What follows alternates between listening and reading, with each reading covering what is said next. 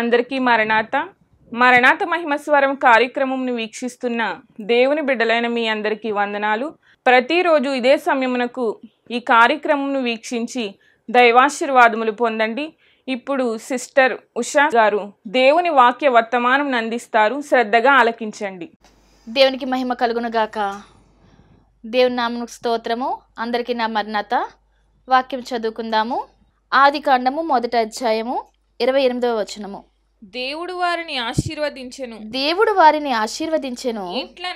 ఎట్లనగా మీరు ఫలించి అభివృద్ధి పొంది విస్తరించి భూమిని నిండించి దానిని లోపరుచుకునేది. చాలండి. దేవుడు తన పరిశుద్ధ వాక్యం దీవించును గాక. ఆమేన్. ప్రార్థన చేసుకుందాము. మహాపరిశుద్ధుడైన దేవా, మీ ఘనమైన శ్రేష్టమైన బంగారు పాదములు కోటాను కోట్ల స్తుతులు స్తోత్రము చెల్లించున్నాము తండ్రి. అయ్యా వాక్యము ద్వారా ప్రభువా నాయనా, అయ్యా కొద్ది నిమిషములు మీరు మాతో మాట్లాడుమని త్వరగా రానయ్యని యేసు నామమున అడిగి వేడుకొంచున్నాము తండ్రి. ఆమేన్.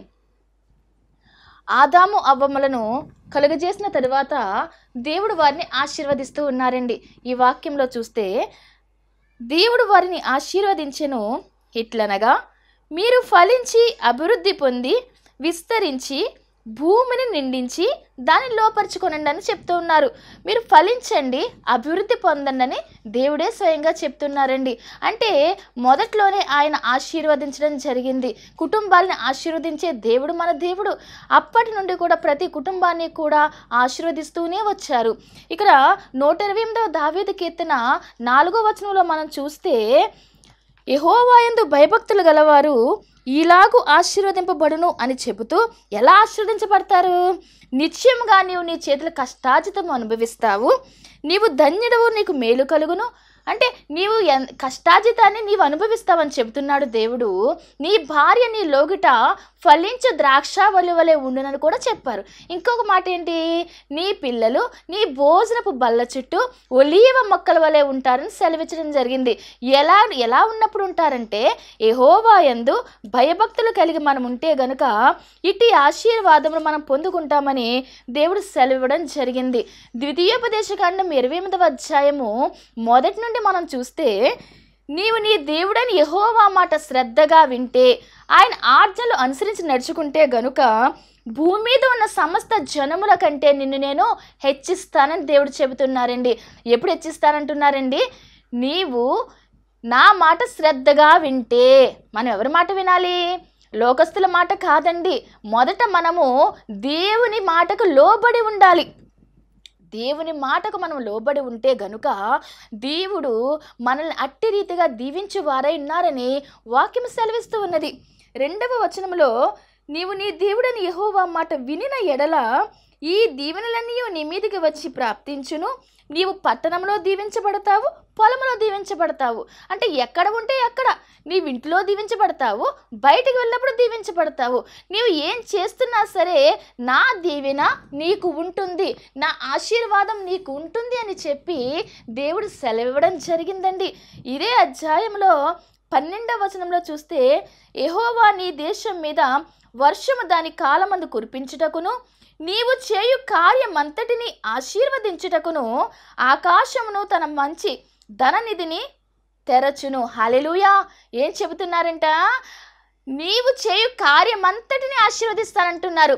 ఉద్యోగం చేస్తున్నావు అనుకోండి, ఉద్యోగంలో దేవుడు మిమ్మల్ని ఆశీర్వదిస్తారు. లేదా వ్యాపారం చేస్తుంటే వ్యాపారంలో దేవుడు నిన్ను ఆశీర్వదిస్తారు.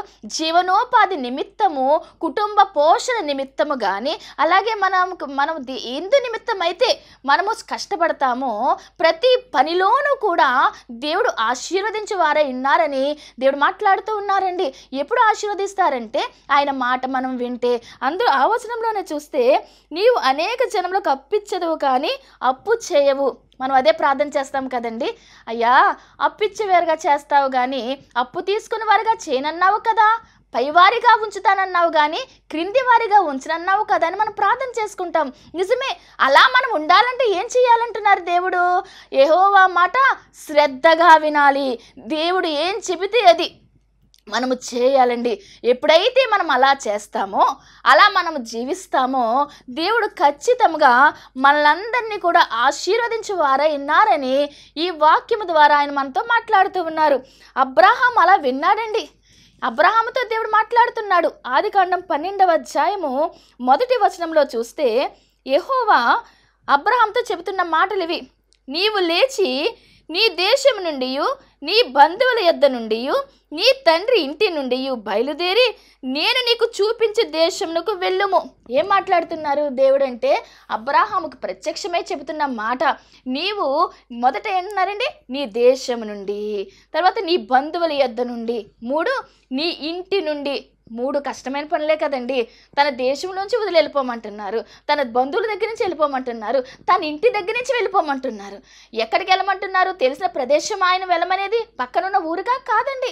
నేను నీకు ఏ దేశం అయితే చూపిస్తానో ఆ దేశానికి నీవు వెళ్ళమని అబ్రహాంతో చెబుతున్నారు.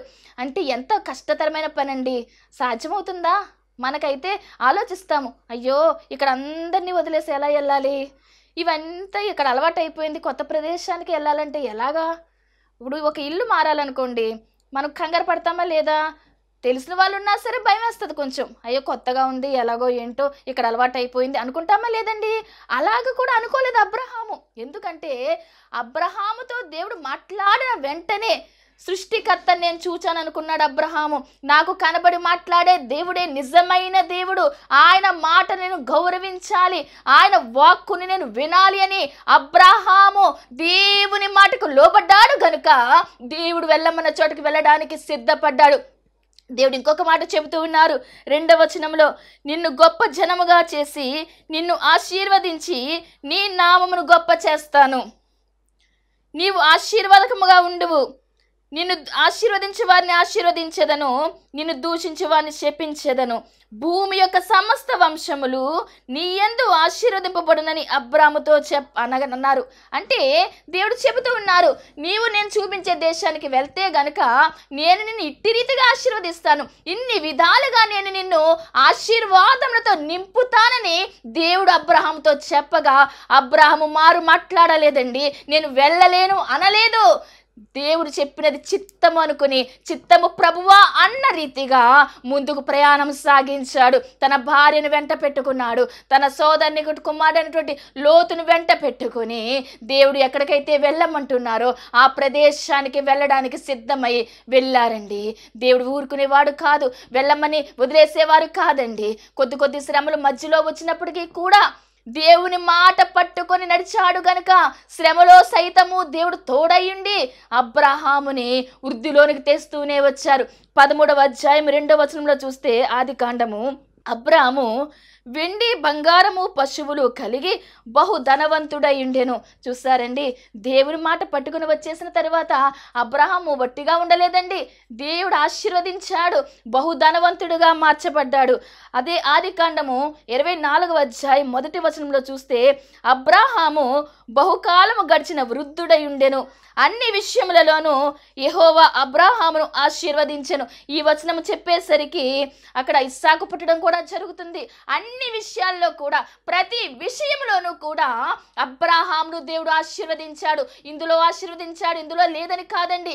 అన్ని విషయంలో కూడా దేవుడు ఆశీర్వదించాడంటే దేవుని హస్తం అబ్రహాము మీద ఉన్నది అంటే గనుక అబ్రహాము దేవుని మాటకు లోబడ్డాడు కనుక, దేవునికి విధేయుడుగా ఉన్నాడు కనుకనే కాబట్టి దేవుడు ఆశీర్వదించాడు. అబ్రహాము కుమారుడైనటువంటి ఇస్సాకు కూడా దేవుని మాటకు లోబడ్డాడు కనుక, దేవుని మాటకు విధేయుడిగా ఉన్నాడు కనుక ఇస్సాకును కూడా దేవుడు ఆశీర్వదించడం మనం చూస్తున్నాము. ఆది కాండంలోనే మనం చూస్తాము ఈ వచనాన్ని. 26వ అధ్యాయం ఆదికాండము 12వ వచనము: ఇస్సాకు ఆ దేశమందున్న వాడై విత్తనము వేసి ఆ సంవత్సరము 100 ఫలము పొందెను. యెహోవా అతనిని ఆశీర్వదించెను గనుక ఆ మనుష్యుడు గొప్పవాడాయను. గొప్పవారు కావాలంటే మాటలు కాదండి, దేవుడు ఆశీర్వదించాలి. మనం ఎంత కష్టపడినా, మనం ఎంతగా హెచ్చించుకున్నా సరే మనం గొప్పవారము కాదు. దేవుని ఆశీర్వాదము నీకు ఉంటే, దేవుని హస్తం నీకు తోడుగా ఉంటే నీవు ఆశీర్వదించబడతావని దేవుని వాక్యం సెలవిస్తూ ఉన్నది. ఆయన మాట నువ్వు శ్రద్ధగా వింటున్నావా? నీవు దేవుడు ఆశీర్వాదములు పొందుకోవడానికి ఆశీర్వదించబడడానికి అర్హుడుగా ఉంటావు, అర్హురాలిగానే ఉంటావని దేవుడు మాట్లాడుచూ ఉన్నారు. ఆ యొక్క ఇస్సాకును ఆశీర్వదించిన దేవుడే యాకోబును కూడా ఆశీర్వదించారండి. యాకోబు ఆ యొక్క ఎబ్బేకు రేవులో దేవుణ్ణి పట్టుకున్నాడు. ఎలాగ పట్టుకున్నాడంటే, నీవు నన్ను ఆశీర్వదిస్తేనే కానీ నేను నిన్ను విడిచిపెట్టనయ్యా, నీ ఆశీర్వాదం నాకు కావాలి, నీ ఆశీర్వాదం ఉంటేనే కానీ నేను నిన్ను విడిచిపెట్టలేను అని చెప్పి ఆ యొక్క దేవుని పట్టుకొని దేవునితో పెనుగులాడాడు, దేవునితో పోరాటము చేశాడు, దేవుని ఆశీర్వాదం పొందుకున్నాడు. అప్పటి వరకు కూడా యాకోబుగా పిలువబడినటువంటి ఈ యొక్క యాకోబు ఆ సమయమున ఇశ్రాయేలుగా మార్చబడ్డాడు. ఎక్కడి నుండి వచ్చిందంటే గనుక దేవుని దగ్గర నుంచి పొందుకోవడం ద్వారా. అలా పొందుకోగలుగుతున్నామా మనము? ఎవరు మట్టుకు వారు ప్రశ్నించుకోనండి. ఈ సమయమున వింటున్న మీరు, ఒట్టిగా కాదు, దేవుని వాక్యమును విన్న మీరు మీ ఆత్మ పరిశీలన చేసుకోవలసిన వారై ఉన్నారు. నేను వినుచున్నానా? దేవుని ఆశీర్వాదము కొరకు నేను కనిపెట్టుకుంటున్నానా? నా కుటుంబం కొరకు నేను ప్రార్థిస్తున్నానా? అడుగు, మనము పరిశీలన చేసుకుందాము. మీ భర్త కొరకు ప్రార్థిస్తున్నావా? నీ భర్తకు రక్షణ మార్గము కావలసి ఉన్నదా? దేవుని చెంత అడుగు, ప్రభువా నా భర్తకు రక్షణ మార్గము కావలసి ఉన్నది, రక్షణ అనేటువంటి ఆశీర్వాదము నా భర్త పొందుకోవాలి అని నీవు అడిగితే గనుక దేవుడు ఖచ్చితంగా నీ భర్తకు రక్షణ మార్గం ఇవ్వడానికి ఆయన సిద్ధముగా ఉన్నారు. నీ బిడ్డలకు రక్షణ అవసరమై ఉన్నదా? దేవునిలో ఆత్మీయతలో బలపడాలా? ఆత్మీయ ఆశీర్వాదం నీకు కావాలా? బహిరంగ ఆశీర్వాదములు ఒకవైపు అయితే, మరి ముఖ్యమైనవి ఆత్మీయ ఆశీర్వాదములు నీకు కావాలి. దేవునితో సహవాసం అవసరమైనది. నీ కుటుంబం అంతా, నీ భర్త కానీ, నీ బిడ్డలు కానీ, నీ భార్య కానీ, నీ బంధువులు కానీ ఆశీర్వదించబడాలి అంటే గనుక నీవు ప్రార్థన చేయాల్సిన వారవై ఉన్నావు. ఈ యొక్క యాకోబు ఎలాగైతే నీవు నన్ను ఆశీర్వదిస్తేనే కానీ నేను నిన్ను విడిచిపెట్టనన్న రీతిగా, ఇదిగో మనమును కూడా, ప్రభువా మా కుటుంబాన్ని నీవు దీవిస్తేనే కానీ, మా కుటుంబంలో నీవు కార్యము చేస్తేనే కానీ, నీ ఆశీర్వాదము ఆత్మీయముగా ఫలపరిస్తేనే కానీ అయ్యా నేను నిన్ను విడిచిపెట్టనయ్యా, అయ్యా నేను ప్రార్థనలో ప్రభువా, అయ్యా నిన్నిటి రీతిగా నేను గోసాడుకుంటాను తండ్రి అని చెప్పి మనము చాలా వేదనకరమైన స్థితిలో దేవుని అడిగితే గనుక ఆయన ఖచ్చితంగా మనల్ని ఆశీర్వదించే దేవుడు అయి ఉన్నారని ఈ వాక్యము ద్వారా సెలవిస్తూ ఉన్నారు దేవుడు మనతోటి. హన్న అలా ప్రార్థన చేసిందండి. హన్న ప్రార్థన దేవుడు విన్నాడు. హన్న ప్రార్థన తన బిడ్డకి ఆశీర్వాదకరంగా మార్చబడింది. సమూయేలును పుట్టడానికి కారణమైందండి హన్న ప్రార్థన. అట్టి ప్రార్థన మనం కలిగి ఉండాల్సిన వారమైనాం. అసలు హన్న ఎలా ప్రార్థన చేసిందో చూస్తే గనుక మొదటి సమూయేలు గ్రంథము 1వ అధ్యాయంలో చూస్తాం మనము. ఇక్కడ ఎఫ్రాయిము మన్యమందు రామతైము సోఫీము పట్టణపు వాడు ఒకడున్న. ఆ పట్టణంలో ఎల్కానా అనేటువంటి ఒక మనుషులు ఉన్నారు. అతనికి 2 భార్యలండి. ఎవరు వారు? హన్నా ఒక ఆమె, పెనిన్నా అనేమే ఒక ఆమె. వీరిద్దరూ కూడా ఆ పట్టణంలో ప్రదేశంలో అక్కడ నివసిస్తూ ఉన్నారు. ఈ యొక్క పెనిన్నాకి పిల్లలున్నారు, హన్నాకి పిల్లలు లేరు. ప్రతి సంవత్సరము కూడా 3వ వచనంలో చూస్తే, ఇతడు షీలోహు నందున సైన్యములకు అధిపతి యెహోవాకు మొక్కుటకును బలి అర్పించుటకును ఏటేటా తన పట్టణము విడిచి అచ్చటికి పోవచ్చుండెను. యెహోవాకు బలి అర్పించడానికి మొక్కడానికి ప్రతి సంవత్సరము కూడా షీలోహులో ఉన్న మందిరానికి వెళ్ళి అక్కడికి ఆ యొక్క బలి అర్పిస్తూ వచ్చేవారండి. ఈ యొక్క హన్నాని అలాగే పెనిన్నాని తన బిడ్డలని తీసుకుని వెళ్ళేవాడు. ఈ హన్నా గొడ్రాలుగా ఉన్నదండి, పిల్లలు లేరు. పెనిన్నాకి పిల్లలున్నారు. అయితే ఆనాటి సమాజంలో గొడ్రాల పరిస్థితి ఎలా ఉండదో తెలుసండి. అందరూ కూడా చిన్న చూపు చూసేవారండి. ఆమెను ఏదో ఒక మాటతో వేదన గురి చేస్తూ ఉండేవారు. గొడ్రాలని చాలా బాధ పెడుతూ ఉండేవారండి. ఆ సమాజం ఒకవైపు బాధ పెడుతుంటే ఈ పెనిన్నా మరొక వైపు, అంటే తనకి వరుసకి ఏమవుతుంది, సోదరవుతుంది. ఆమె ఆ యొక్క హన్నాని ఎప్పుడు కూడా మాటలతో వేధిస్తూ వచ్చేది. ఈ సంవత్సరం కూడా ఆ యొక్క షీలోకి వెళ్ళిన ప్రతిసారి కూడా ఇంకా వేధించేదండి. అలా వేధిస్తున్నప్పుడు ఈ అన్నపానములు మానేసి ఆమె ఏడుస్తూ వచ్చేసేదంట. అంటే ఆమె సంతోషంగా వెళ్ళేది కాదండి మందిరం, అక్కడికి బాధతోనే వెళ్ళేది, బాధతోనే వచ్చేది. వెళ్ళిన ప్రతిసారి ఈ యొక్క ఎల్కానా అక్కడ నైవేద్యం అని అర్పించిన తర్వాత ఇక్కడ భార్యలకి హన్నాకేమో 2 పాలు పంచిపెట్టేవాడు, ఎల్కానాకి 1 పాలు ఇచ్చేవాడు. అంటే హన్నాని ఎల్కానా అంతగా ప్రేమించాడు, చాలా ఇష్టంగా చూసుకునేవాడండి. అంటాడు కదా 8వ వచనము, ఆమె పెనిమిటి అని ఎల్కానా, హన్నా నీవెందుకు ఏడ్చుచున్నావు? నీవు భోజనము మానుట ఎలా? నీకు మనోవిచారం ఎందుకు కలిగింది? 10 మంది కుమారుల కంటే నేను నీకు విశేషమైన వాడను కానా? ఎంత చక్కగా ప్రేమతో మాట్లాడుతున్నాడండి ఈ ఎల్కానా. ఎందుకు ఏడుస్తున్నావు హన్నా? నీకు ఎందుకు అలాంటి బాధ వస్తుంది? నీకు పిల్లలు లేరని ఎందుకు బాధపడతావు? అందరి మాటలు ఎందుకు పట్టించుకుంటావు?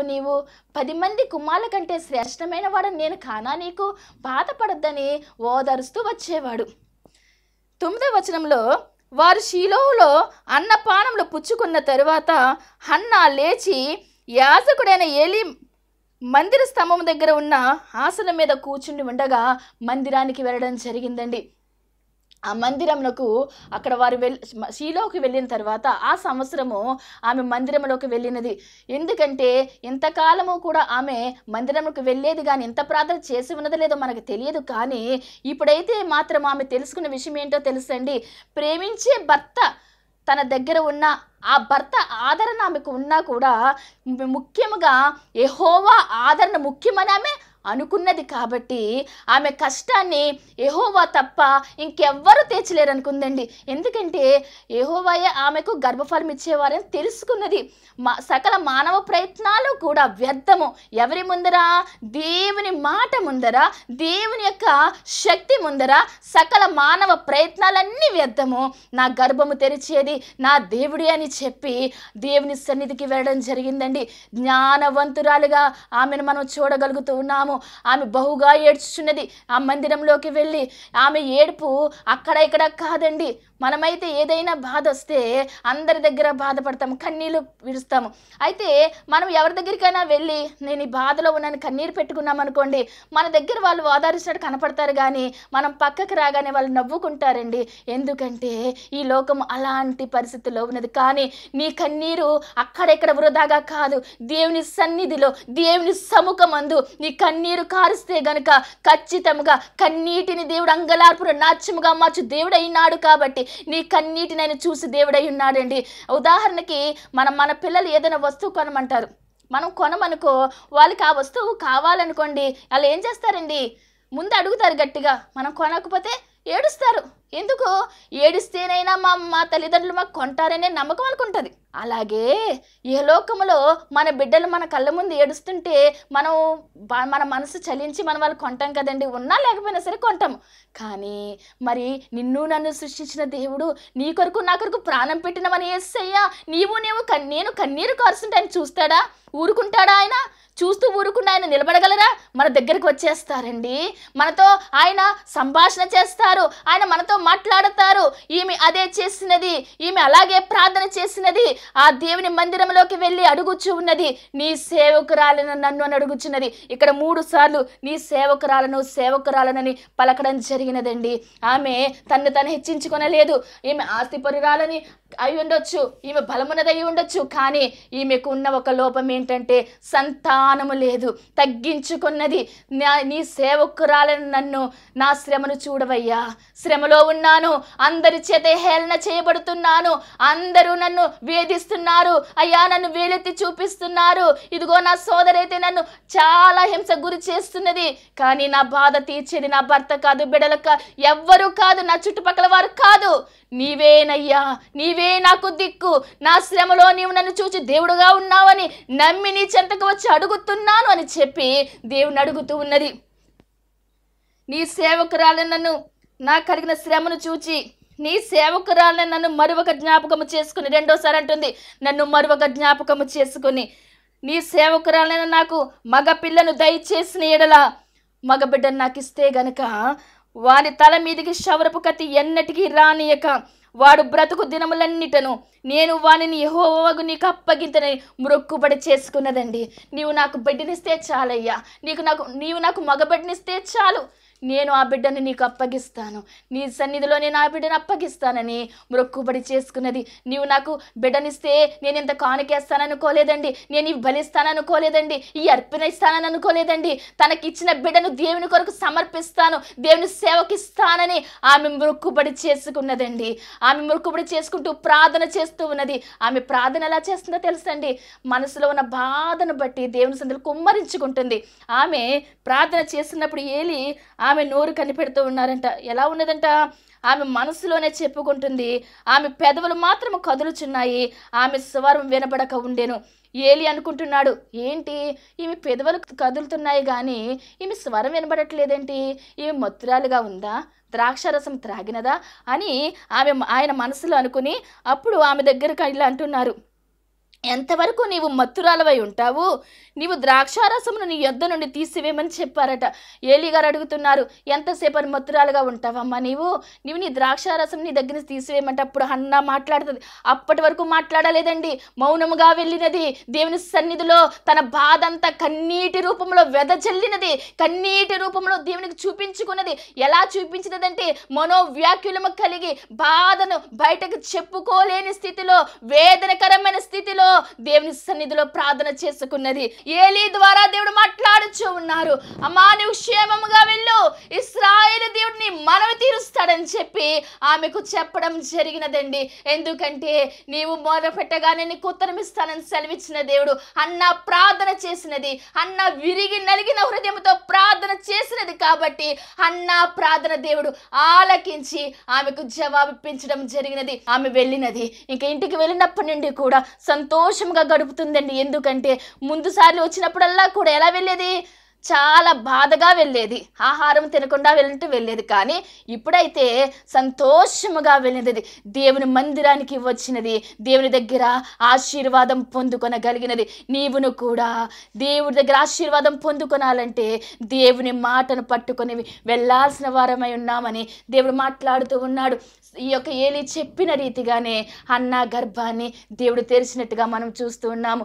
సమూయేలు అని పేరు పెట్టింది, కుమారుడు పుట్టాడు. ఆ కుమారుడికి సమూయేలు అని పేరు పెట్టడం జరిగినది. ప్రియ దేవుని బిడ్డ, చూస్తున్నాము కదా దేవుడు చేసిన అద్భుత కార్యం మన కంటికి కనబడుతూ ఉన్నది. నీవు ఈ సమయమున ఇదిగో గర్భఫలము కొరకు ఎదురు చూస్తున్నావా కుమార్తె, నీ గర్భఫలమును దేవుడు ఇవ్వడానికి సిద్ధముగా ఉన్నారమ్మా.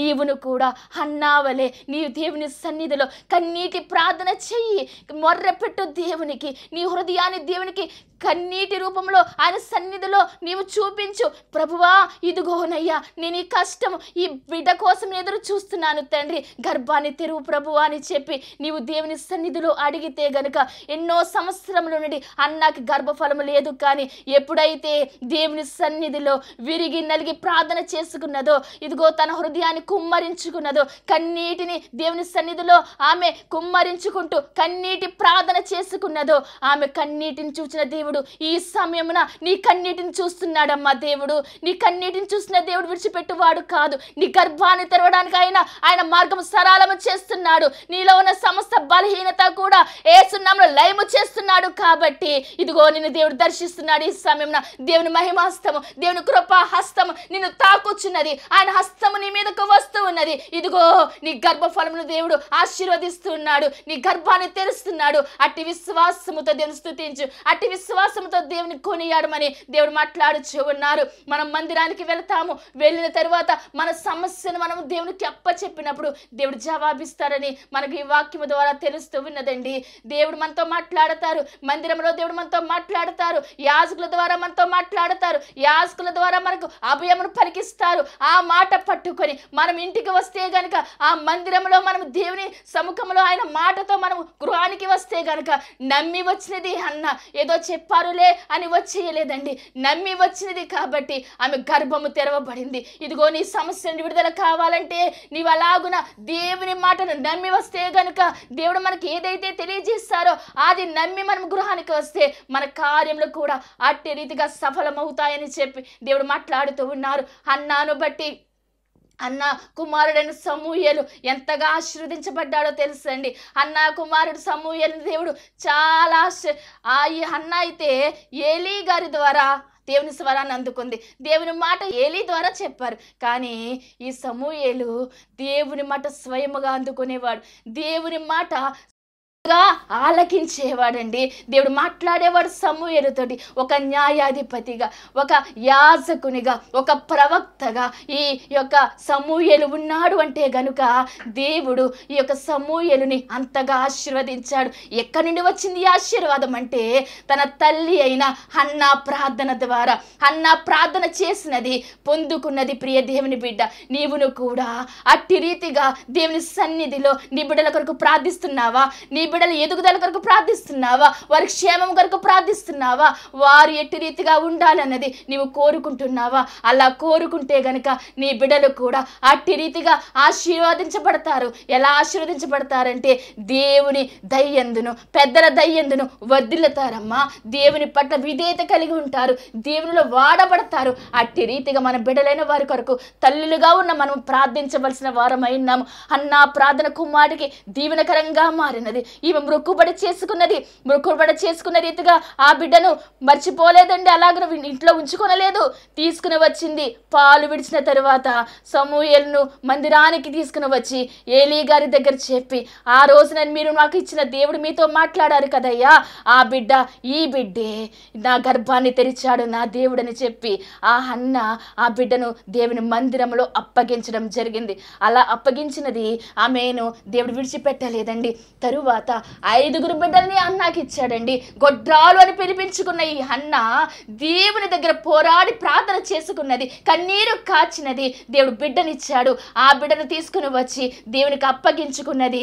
ఆమె గర్భాన్ని మరలా తెరిచి 5 బిడ్డలనిచ్చి ఆమె సంతోషపరిచాడు. దేవుడు నిన్ను కూడా అలా సంతోషపరచడానికి దేవుడు ఇష్టపడుతున్నాడు. కాబట్టి అందరము కూడా అట్టి విధేయత కలిగి దేవుని మాట శ్రద్ధగా వింటూ ఆయన ఇచ్చే దీవెన ఆశీర్వాదములు పొందే కృప దేవాది దేవుడు మనందరికీ దయచేయును గాక. ఆమేన్. ప్రార్థన చేసుకుందాము. అందరూ నాతో ఏకీభవించండి, కళ్ళు మూసుకొని. సర్వకృప అనేది సర్వాశీర్వాదములు కారణభూతుడైన ఓ మా దేవ, మీ ఘనమైన నామమును కోటాను కోట్ల స్తుతులు స్తోత్రములు చెల్లించున్నాం ప్రభువా. అయ్యా, మీరు మాతో మాట్లాడిన విధానంలోకే కోటాను కోట్ల స్తోత్రములు తండ్రి. అయ్యా, మీ యందు భయభక్తులు కలిగి మేము ఉంటే ప్రభువా, ఎట్టి రీతిగా మీరు మమ్మల్ని ఆశీర్వదిస్తారో తండ్రి మాకు తెలియచేసిన దేవా, మీకు వందనాలు, స్తుతులు, స్తోత్రాలు తండ్రి. అయ్యా, ఏ బిడ్డలైతే ప్రభువా తండ్రి నాయన, అయ్యా ఏ బలహీనతలో ఉన్నారో ప్రభువా తండ్రి, అయ్యా ఏది కావాలని ప్రభువా తండ్రి నీ సన్నిధిలో ప్రార్థిస్తున్నారో ప్రభువా, ప్రతి ఒక్క బిడ్డ యొక్క మొరను ఆలకించమని అడుగుచున్నాము దేవా. స్తుతులు, స్తోత్రాలు తండ్రి. అన్నా అంటే ప్రభువా తండ్రి అయ్యా కృప కలిగినదని అర్థం వచ్చింది ప్రభువా. అన్నాను మీరు కృప ఇచ్చారు దేవా, స్తోత్రాలు తండ్రి. అన్నా యొక్క వేదన తీసివేస్తారు ప్రభువా, స్తోత్రాలు తండ్రి. ఇటు రీతిగానే ప్రభువా ఈ సమయమున ప్రభువా తండ్రి ఏ బిడ్డలైతే ప్రభువా తండ్రి నాయన అయ్యా గర్భము తెరవమని ప్రార్థిస్తున్నారో ప్రభువా, ఆయా బిడ్డలు జ్ఞాపకము చేసుకోండి దేవా, స్తోత్రాలు తండ్రి. అన్నాను జ్ఞాపకము చేసుకున్నవో మా దేవా, బిడ్డలైన వారిని జ్ఞాపకము చేసుకోమని అడుగుచున్నాము తండ్రి, స్తోత్రాలు ప్రభువా. అయ్యా నీవు వైపు ముందులాగిన ప్రభువా తండ్రి నాయన అయ్యా ప్రతి బిడ్డ తండ్రి నాయన ప్రభువా నీ సన్నిధిలో ప్రభువా తండ్రి అయ్యా కన్నీరు కాచి తండ్రి నాయన అనేకమైన మేళ్లు పొందుకునే భాగ్యము ప్రభువా ప్రతి బిడ్డకు దయచేసి మీరే మహిమా ఘనత కీర్తి ప్రభావం పొందుమని త్వరగా రానని యేసు నామములో అడిగి వేడుకొంచున్నాము తండ్రి. ఆమేన్. అందరికీ నా మరణాతండి. ఇప్పటి వరకు దేవుడు అనుగ్రహించినటువంటి చక్కని వాక్య సందేశాన్ని ఆలకించిన మీ అందరికీ కూడా ధన్యవాదములు. ఈ కార్యక్రమము మరి మీకు నచ్చినట్లయితే, ప్రభువు గనక మిమ్మల్ని ప్రేరేపించినట్లయితే కనుక ఖచ్చితముగా మరి ఈ కార్యక్రమానికి స్పాన్సర్ చేయవలసిందిగా ప్రభు పేరు తెలియజేస్తూ ఉన్నాము. ఎవరికైనా కనుక ప్రార్థన అవసరతలు ఉన్నట్లయితే మరి స్క్రీన్ మీద చూపిస్తున్నటువంటి నెంబర్కి ఫోన్ చేయండి. ఖచ్చితంగా మీ అందరి కొరకు అనుదినము ప్రార్థించడానికి మేము సిద్ధముగా ఉన్నాము. దేవుడు మిమ్మును మీ కుటుంబాలను బహుగా ఆశీర్వదించును గాక. ఆమేన్.